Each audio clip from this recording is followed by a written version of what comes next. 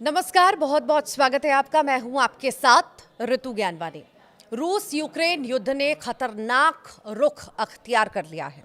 Ukraine के हमलों के बाद रूस जवाब देने के लिए तैयार है और रिपोर्ट के मुताबिक रूस यूक्रेन के कई बड़े शहरों को निशाना भी बना सकता है। यूक्रेनी ड्रोन हमलों में लगभग 40 रूसी लड़ाकू विमान तबाह हुए हैं। इसने रूस यूक्रेन युद्ध को और तनावपूर्ण बना दिया है और इसके चलते भारत की भी टेंशन अब बढ़ चुकी है। दुनिया की तमाम बड़ी अर्थव्यवस्थाओं में से भारत सबसे तेजी से दौड़ रहा है। रूस की संभावित प्रतिक्रिया भारत के लिए कई तरह से मुश्किलें भी बढ़ा सकती हैं। इसके कारण भारत की रफ्तार पर बम गिरने की आशंका है। आइए इसे समझते हैं कैसे। रूस अगर यूक्रेन के खिलाफ जवाबी कार्रवाई करता है और तनाव बढ़ता है तो वैश्विक ऊर्जा बाजार में अस्थिरता बढ़ने के आसार हैं। रूस एक प्रमुख एनर्जी सप्लायर है। किसी भी तरह का व्यवधान तेल और गैस की कीमतों को और बढ़ा सकता है।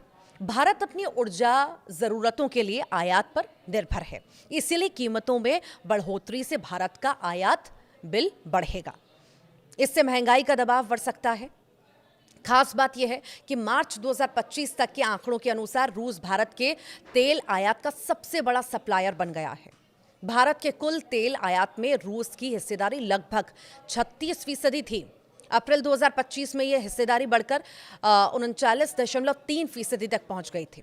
पश्चिमी देशों की ओर से रूस पर लगाए गए प्रतिबंधों के बाद भारत ने रियायती दरों पर रूसी तेल की खरीद काफ़ी बढ़ा दी है। इससे रूस भारत के लिए एक प्रमुख तेल सप्लायर के रूप में उभरा है। भारत के रूस और यूक्रेन दोनों के साथ व्यापारिक संबंध है।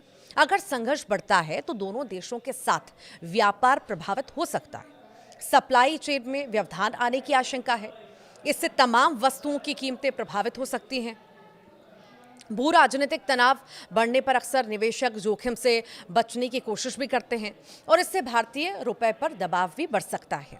इसके कमजोर होने की आशंका है और ये सभी चीजें भारत की अर्थव्यवस्था पर भारी पड़ सकती हैं।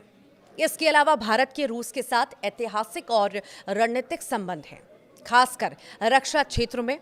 तो वहीं यूक्रेन के साथ भी भारत के मैत्रीपूर्ण रिश्ते हैं।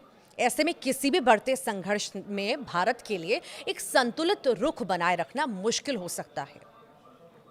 भारत पर अंतर्राष्ट्रीय स्तर पर किसी एक पक्ष का समर्थन करने का दबाव बढ़ सकता है और इससे उसकी विदेश नीति और जटिल हो सकती है।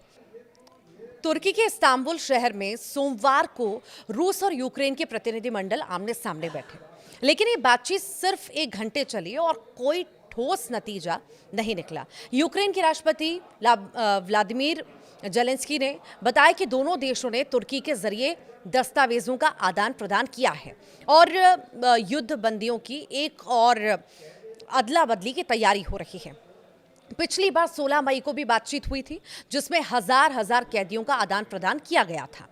बैठक से एक दिन पहले ही यूक्रेन ने रूस के सुदूर इलाके में एक साथ 3 टाइम जोन में एयरबेस पर हमला कर दिया। इन हमलों में 40 से ज्यादा रूसी लड़ाकू विमान तबाह कर दिए गए। यूक्रेनी सुरक्षा एजेंसी के प्रमुख वासिल मल्युक ने इसे 1 साल से अधिक समय की योजना का नतीजा बताया और कहा कि यह रूस की सैन्य ताकत के मुंह पर तमाचा है।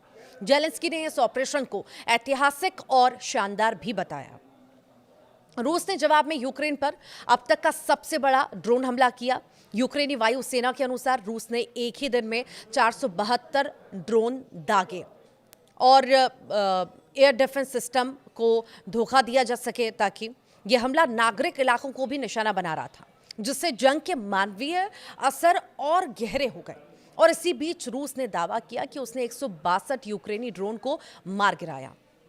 यूक्रेन के हमले में रूस के रणनीतिक बमवर्षक विमानों का 1/3 हिस्सा या तो नष्ट हो गया या तो गंभीर रूप से क्षतिग्रस्त हो गया। ये विमान वे थे जो परमाणु हमले की क्षमता रखते हैं। ये हमला इतने दूर के एयरबेस पर हुआ कि रूस की सुरक्षा व्यवस्था को चेतने का मौका ही नहीं मिला। विशेषज्ञों ने इसे रूस की रणनीतिक एयर पावर को करारा झटका बताया है। तुर्की के विदेश मंत्री हाकन फिदान ने इस बैठक की अध्यक्षता की।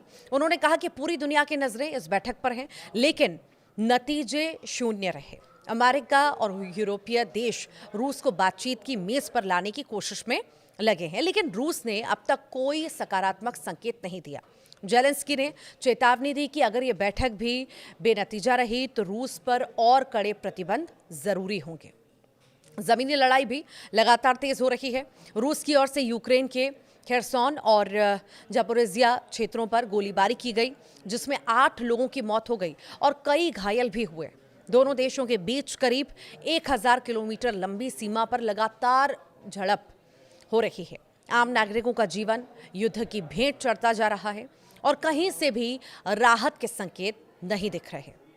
यूक्रेन का मानना है कि अब रूस को भी अपनी भारी नुकसान की कीमत समझ आ रही है और यही दबाव उसे बातचीत की मेज तक खींचेगा। लेकिन फिलहाल की स्थिति को देखकर यही लगता है कि दोनों देशों के बीच भरोसे की कमी और अलग अलग शर्तें शांति प्रक्रिया को आगे बढ़ने नहीं दे रही।